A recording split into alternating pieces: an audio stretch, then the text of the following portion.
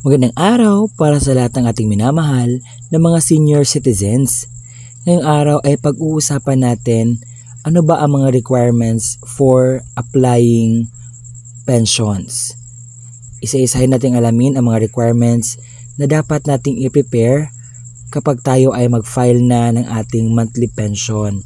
Alam kong marami ang baguhan dito na hindi alam ang mga steps and requirements kung ano yung gagawin nila at ano yung dadalhin nila kung sila ay mag-aabot na sa panahon na sila ay magiging senior citizens or nag-retire na sila sa kanilang trabaho at plano nila na mag-file na for pension. So ngayon, atin niya pag-uusapan sa video kong ito. So ano ba ang mga requirements na dapat dalahin sa pag-apply ng pensyon? Una po doon is yung valid ID. Ilan po ang hinihingi nila? Isa lamang po.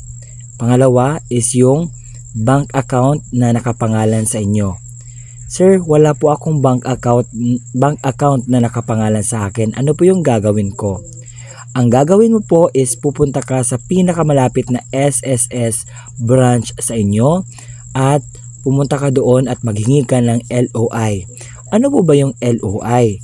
Ang LOI ay isang letter na kung saan ibibigay ito ni SSS para papuntahin ka sa banks para mag-open po kayo ng account para po doon ihulog ang inyong matatanggap na mga benepisyo sa SSS. Kasi mostly, ang benepisyo may matanggap yung mga member ni SSS na mga pensioners. So, si SSS, bibigay po yan ng mga pensyon sa mga retirement pensioners at iba pang mga pensioners.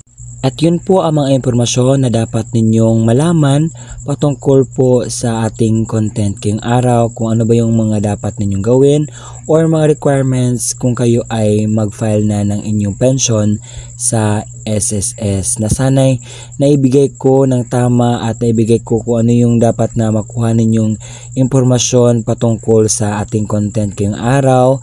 Ito lang po ang madali ang vlog natin. And this is me, Ruel Mendesatano. Continue to support my YouTube channel by just subscribing this and i-bell notification na para maging updated ka sa mga videos na i-upload ko pa dito sa aking YouTube channel. Maraming salamat sa panonood. Hanggang sa muli. Bye-bye!